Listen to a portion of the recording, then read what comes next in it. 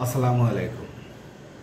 আগামী ফেব্রুয়ারিতে জাতীয় সংসদ নির্বাচনকে সামনে রেখে দেশের রাজনৈতিক দল এবং স্বতন্ত্র প্রার্থীদের জন্য প্রতীকের প্রজ্ঞাপন জারি করেছে নির্বাচন কমিশন। এই প্রজ্ঞাপনে ১১৫টি প্রতীক রয়েছে। তবে আপনারা জানেন যে নবগঠিত রাজনৈতিক দল এনসিপি দীর্ঘদিন ধরে তারা জাতীয় ফুল শাপলাকে প্রতীক হিসাবে চেয়েছিল। তবে নির্বাচন কমিশন থেকে যে প্রজ্ঞাপন জারি করা হয়েছে ১১৫টি প্রতীকের, সেই তালিকার মধ্যে শাপলা প্রতীক নেই।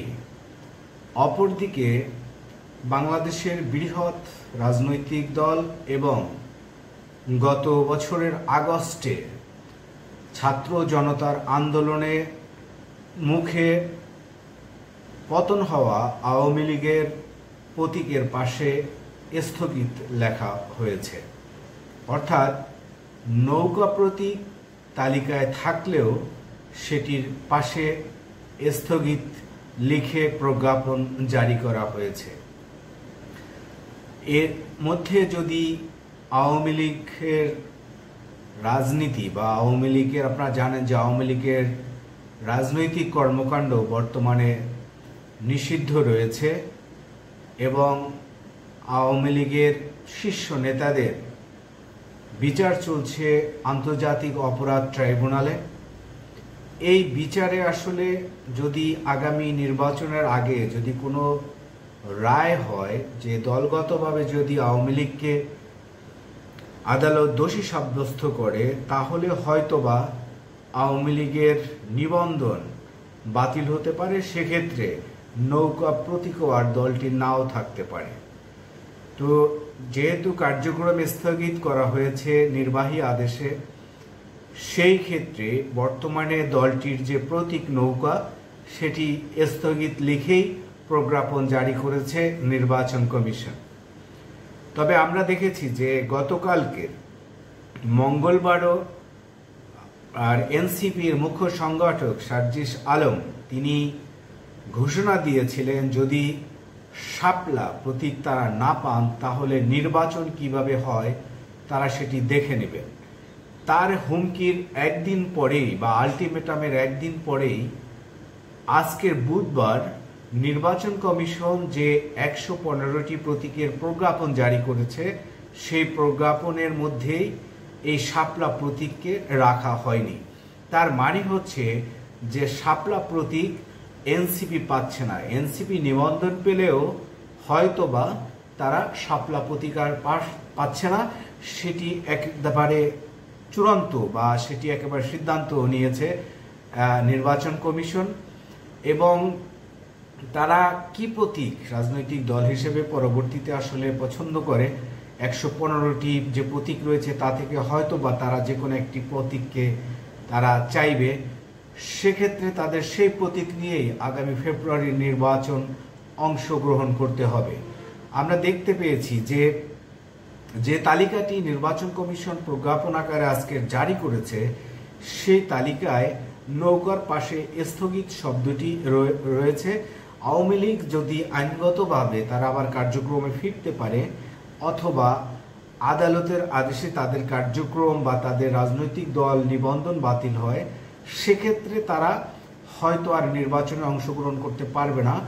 আর যদি দলটির কার্যক্রম নিষিদ্ধর পরেও দল হিসেবে থাকে, তাহলে হয়তোবা তারা আওয়ামী লীগ প্রতীক নিয়েই নির্বাচনে অংশ নিতে পারে। তবে রাজনৈতিক দলগুলোর যে মনোভাব, তাতে মনে হচ্ছে যে আওয়ামী লীগ আগামী নির্বাচনে অংশগ্রহণ অতটা সহজ হবে না। আদালতের মাধ্যমে যে কোনো বিষয়ে একটি চূড়ান্ত রায় বা আদেশ আসতে পারে।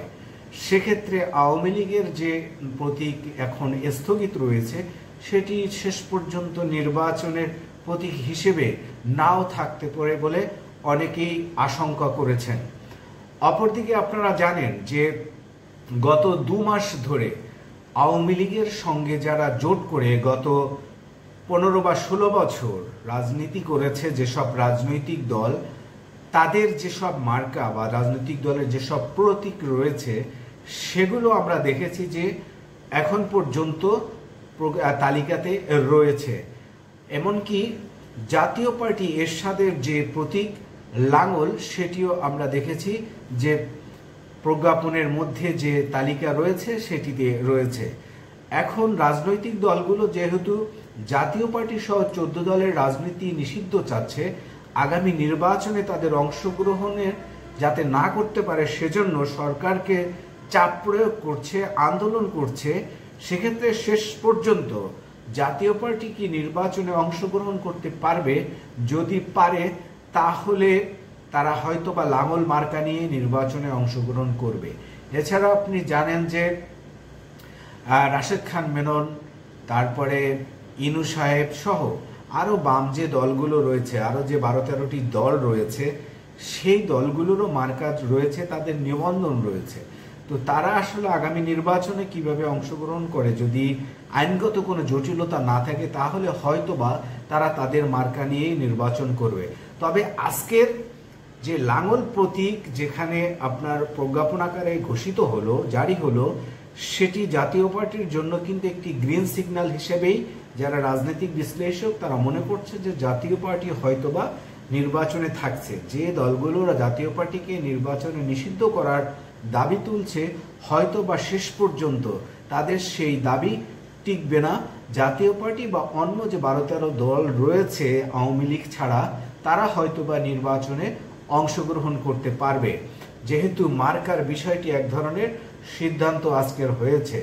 তবে শাপলা এবং নৌকা আগামী নির্বাচনের প্রতীক যে থাকবে না একরকমের সেটি প্রায় নিশ্চিত। তবে শেষ পর্যন্ত নৌকার বিষয় আদালতের রায় নির্ভর করবে যে আওয়ামী লীগের রাজনীতি কি, নৌকা প্রতীকে কি রাজনীতিতে আগামী নির্বাচনে অংশগ্রহণ করতে পারবে নাকি পারবে না। অপরদিকে শাপলা যে থাকছে না সেটি এক ধরনের চূড়ান্তই হয়ে পড়ল এবং এনসিপিকে দ্বিতীয় কোনো অপশন বেছে নিতে হবে। দেখা যাক এই প্রতীকের পাওয়ার লড়াই বা প্রতীক নিয়ে নির্বাচনে অংশগ্রহণের লড়াই শেষ বিজয় কোন দল হয়। আজকের এ পর্যন্ত, সবাই ভালো থাকুন, আল্লাহ হাফেজ।